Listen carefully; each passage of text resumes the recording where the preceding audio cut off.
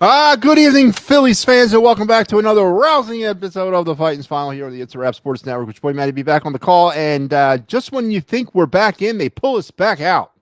Phillies fall today 5-1 at the Business Person Special Edition at Citizen Bank Park to the Baltimore Orioles, failing to complete the series sweep in a very familiar, uninspiring Phillies offensive way. 1 for 10 with runners in scoring position. Were the Phillies today as the trend, and yes, it is a negative connotation. And as I've said on this program and my other program and every other program that I've been on, my eyes are on October right now. October is the prize, and we are definitely close to it.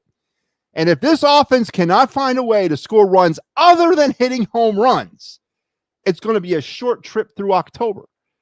And Ranger Suarez today, not good at all, as he lasted only, 6 innings today, 6 1/3, 9 hits, 5 runs. They were all earned, 3 strikeouts, 1 homer, 95 pitches through 6 1/3 innings. A labored performance today by Ranger, backed up with no offense. And I know he didn't pitch well, but to me, it always comes to the offense, because he did pitch well enough against the Baltimore Orioles to keep the Phillies in this game. The Phillies just couldn't do anything offensively. And it just seems to me that this team, if it's not hitting home runs, it's not scoring runs.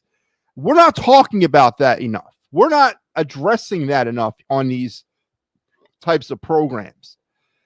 I don't feel comfortable going into October with a team that can only score runs via the home run. It's the same thing that we've been doing over the last 3 years. And they got to find a way. They got to find a way to generate consistent, sustained offense other than hitting home runs. And today, when you don't hit any, you find your way to not scoring any runs. And that's what happens when you lose 5-1 to the Orioles. And welcome to the program here on this afternoon edition of the Fighting's Final here on the It's a Wrap Sports Network. Purveyors of such programs as the Birds Flyby. Folks, we have arrived. The Philadelphia Eagle postgame show here on the network is returning for a preseason special. Thursday night, Eagles-Bengals at the Link to kick off the preseason. We will be here right after the game. Steve Fuentes taking over hosting duties of the Birds Flyby for the 2025 season. He'll be joined throughout the year by a myriad of co-hosts, and I may pop in once or twice, but it is Steve's baby, so to speak, and he'll be taking over the Birds Flyby, and it starts on this Thursday. The Attacking Third, which is Steve's other show, the Union program, will be seen on a special Wednesday night tonight at 9 p.m. time frame. So make sure you're checking back in tonight at 9 for the Attacking Third, and stay for the Final Word with your boy Matty B here immediately following around 10 o'clock. I'll be back on the air tonight doing the Final Word. But we are here to discuss the Phillies and once again, an anemic offensive performance by this team when it doesn't hit home runs. Joe Hale says, tough loss. Yeah, it was, Joe. It was a very tough loss today against the Baltimore Orioles, a team that had World Series aspirations mere year ago. And they got some talent, boy, in that lineup, man. I would love to have you some of them players. Rashman, Halladay, Westberg, those guys are definitely the real deal. But for some odd reason, pitching maybe is the reason. I don't know. But Baltimore could not put it all together this year and really never in this thing from the beginning. They just got off to a bad start and it got worse for them. And that's why today's loss as well is a little bit more concerning, because the Baltimore Orioles ain't playing for nothing right now. I mean, I don't know. They're playing the play, I guess, but you could see by their body language throughout this series that they just weren't interested in playing baseball against the Phillies. And today they were, and they came to play, and the Phillies did not. And that's why you have a 5-1 deficit or a 5-1 loss. And let's get into this game. Box score-wise, Orioles 5 runs on 10 hits, no errors. Phillies 1 run on 9 hits, no errors. Offensive standouts for the Phillies. Trey Turner, 3 for 4 today with an RBI, accounted for the lone run of the Phillies. He broke out of a little bit of a mini slump that he's been on. But he was the only one, as Schwarber 0 for 4, Harper 1 for 4, Castellanos 0 for 4, Bader 1 for 4, Kemp 1 for 4, Sosa 1 for 4, Weston, I don't know why you were in the lineup, Wilson 1 for 3, and Marchand 1 for 3. And that's piddly offense Phillies struck out today for as a team 11 times. That's not good either.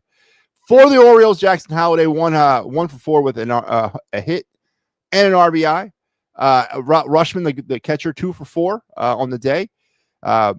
Mayo, 2 for 4 with 3 RBIs, as he was the lead producer of all the offense for the Baltimore Orioles, to include a home run hit against the Phillies, as they blew this thing open in the 4th inning with a 4-run fourth. And that really was all they needed. Well, hell, they only needed 2 runs, actually, to blow this thing open between the Philly offense. And who was the one that kept the Phillies at bay today? Well, it was Trevor Rogers, 5-2 now in the season, 6 innings, 8 hits, 1 run. It was earned, 2 walks, 6 strikeouts. He pitched worse. He labored worse than friggin' Suarez did. 104 pitches through 6 innings. Enns and Aiken came in for the finish-up duty. Suarez, we already went over his line. Romano, Ross, and Rangel pitched as well for the Phillies. Jackson would get things going for the Orioles in that big 4th inning when he would double in Henderson to make it 1-0. Then Mayo with the 3-run shot to make it 4-0. And that's really all they needed. Turner would single in Wilson in the 5th, but that was all the offense Phillies could get going in that inning. And then Halliday would add a little bit of insurance with the single in the 7th inning to make it 5-1. Phillies 1 for 10. Piddly 1 for 10 with runners in scoring position, left 9 on base today. The Orioles, in retrospect, were 3 for 4 with runners in scoring position and only left 4 on base today. And that it really, all you got to do is just read that and understand what happened today, as the Phillies failed to secure the series sweep against the Orioles. Joe says, at least the Mets lost. Yeah, well, yeah, I guess so. But we've been saying that all season long. The Phillies have had opportunities when the Mets were struggling to pull away with this thing. They couldn't. And now here we are, is where we are. But it's one game. They did win the series, but the trend continues. The troubling trend with this offense continues, that in the absence of the home run, they don't seem to be able to score any runs sustainably. It's not going to work in October. They may break out 1 or 2 games for that home run thing, but they got to find a way to get offense sustained through these series in October, or we're going right out the door like we did against the Mets, like we did against the Diamondbacks in 23 and against the Astros in 22. And I don't know why it's so hard for people to wrap their heads around this, and why it's so hard to understand that, yeah, okay, they can match with the best of them. But when you're going into October, you got to be able to score runs. You can't go 1 for 10 with runners in scoring position in a playoff game. And it's an all too familiar trend with this team. It's not even like an anomaly anymore. This is what they are when they can't hit home runs. And it's frustrating. It's very frustrating. Thoughts on Zach Wheeler being pushed back a day. There's ever since the All-Star break, Joe, and this has been something that I've noticed, they've been very kid-glovey with Zach Wheeler in terms of his starts. I believe his start got pushed back, or actually coming out of the break, they totally changed the rotation around to put Wheeler on the back end of that to give him an extra almost 5 days off. Now, the story was because he was a new father and enjoyed some time with the kid. But now they keep kind of hedging with that and pushing him back. Is there something with Zach Wheeler? Is there a problem with Zach Wheeler? Are they managing his innings now? Is it a point now where they're just trying to limit the damage on whatever he might be involved in heading into the postseason? And that's a great point, Joe. I don't really know the answer to that, but you're absolutely right. It's something that's being noticed by me and probably by a lot of other people, and apparently you too. So Zach Wheeler is being pushed back a day. His start will be pushed back a day, as he will get. Of course, the Phillies will be off tomorrow before starting a interesting 3-game road trip in Texas against the Rangers. Chris Sanchez will be going on Friday against our old friend Merle Kelly, former Diamondback, as the Phillies will kick off a 3-game set against the Rangers. I believe, finally, the last 3-game series against the freaking American League team in the last month. I mean, we've been playing nothing but the American League, it seems like forever. But we're going to wrap up the American League portion for this part of the schedule this weekend before coming home, heading on to Cincinnati against the Reds at the very early part of next week. So thank God we're getting out of the American League thing. It's been kind of weird the way the schedule is sort of set up. But anyway, so the Phillies lose today 5-1. Let's head over to the Broad Street bottom line.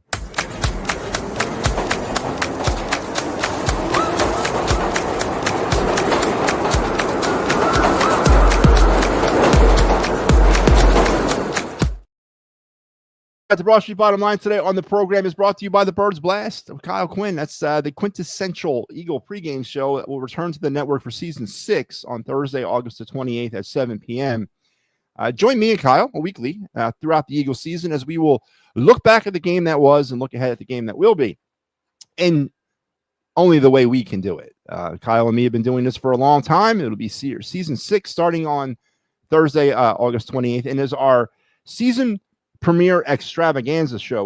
We'll be focused a lot more on the NFL than actual Eagles, as we'll break down the NFL for you in 2025 as we see it.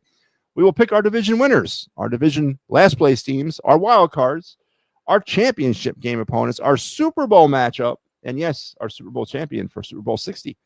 That'll start on Thursday, August the 28th. That is the Birds Blast with Kyle Quinn, only here on the It's a Wrap Sports Network. I miss not seeing Kyle throughout the year. We spent a lot of time during the football season doing this, and cannot wait to get it revved up back with him. So make sure you're back with us on the 28th of August for the Birds Blast. So the Broad Street bottom line, simply put, 1 for 10 with runners in scoring position. It's a stat it's a number, it's a stat line, it's a category of stat that has really ruined my life over the past 3 years. The Phillies entering this game were batting a putrid 235 with runners in scoring position in the second half of the season. And when I mean the second half, I mean game 82 on. This is, I think, 113. They were batting 232. Now that average is going to plummet a little bit further down as they continue not to be able to find ways to drive runners in. And this is not something new. It's something that's been pounded on by me for months and years, and I'm tired of talking about it. But I cannot stop talking about it so the Phillies do something about it. And we're, as I said, we're revving full speed towards October. This is what it's all about now. It's about the stretch run between now and the start of the playoffs, and then getting to the playoffs. And I'm just not feeling comfortable with the way the offense goes into these non-productive slumps when it can't generate home runs. It can't generate any offense. I've never seen a team like this before that is so dependent upon the home run ball. It's an architectural flaw in the design of this baseball team that has not been addressed over the past 3 years. And it has been a fatal flaw of this baseball team over those last 3 years. And I fear that the addition of Harrison Bader and potentially Justin Crawford here, hopefully in the next couple of days, weeks, whatever, is not going to be enough to fix it. But they got to try something. We got to be able to score runs more efficiently without the use of the home run. So 1 for 10 with runners in scoring position is my Broad Street bottom line. You just can't have it in a game against the Baltimore Orioles. You sure as hell can't have it in a game against the Los Angeles Dodgers or the Mets or the Padres or the Tigers, teams that you're going to see hopefully here in a few months. So 1 for 10 with runners in scoring position is my Broad Street bottom line. Let's go to round the bases.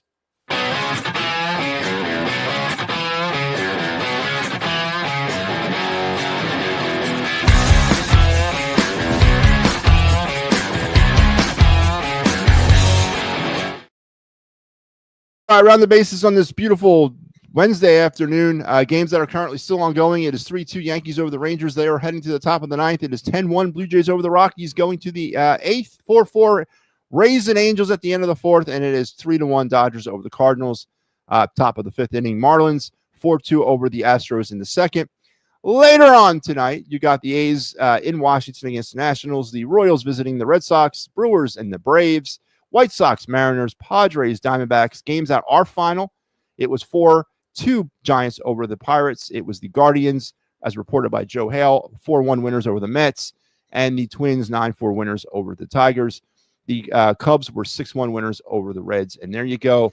You're round the bases on this Wednesday afternoon. Now let's pop in on the standings check. Currently in the AL East, Toronto still holding a 3-game lead over the Red Sox and a 6.5-game lead over the Yankees in the East. In the Central, Tigers are pretty much Wrapping up that division, 8 games ahead of the Cleveland Guardians. Out in the West, it is Houston holding service against Seattle, 3.5, 3 games up on the Mariners, and 4.5 over the Rangers. In the East of the National League, the Phillies still maintain that 2.5 game lead over the Mets because of the Mets loss. In the Central, the Brewers, 3.5 games up on the Cubs. And out West, the Dodgers holding off the Padres currently at a 3-game pace. The wild card race, as on this August the 6th, Red Sox, Mariners, and Yankees are your wild card teams currently in the American League, with the Rangers only a half a game off the pace. The Guardians 1 game, the Royals 4, the Rays 4.5, the Angels 5, and then I guess we can't really talk about the Twins. They're only 6 games back, but they're pretty much they've sold everything off. In the National League, it's the Cubs, Padres, and Mets, with the Reds 3 games back, and the Giants 5 games back. And that's your latest look around the standings on this Wednesday afternoon. As every day gets closer to the magical playoff run of this team, as we are in that period of the season. Got a good topic for the final word. Okay, well, Joe, hold it off till tonight. I'll be back around 10. We can definitely kick it around. And also remember that on Friday nights at 10:30, the final word with Pat Bernard, but it'll be Mike Lauro this week, and then your P&M in the AM program on Sundays at 9 with Al and Mike for now. Pat is still out on sabbatical. So we're calling it now. We're calling it a sabbatical. Let's see.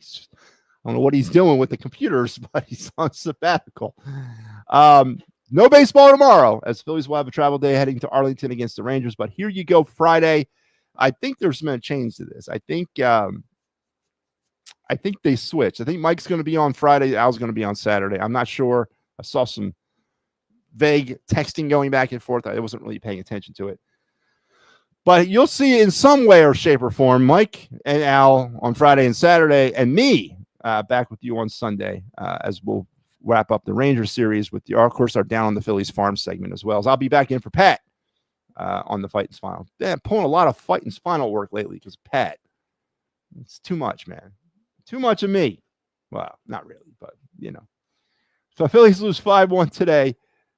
They will have an off day, as I said, tomorrow before heading over to Texas. And offensively, we got to figure out what's going on with this team. We got to figure out how to score runs without using a home run. You just got to figure it out.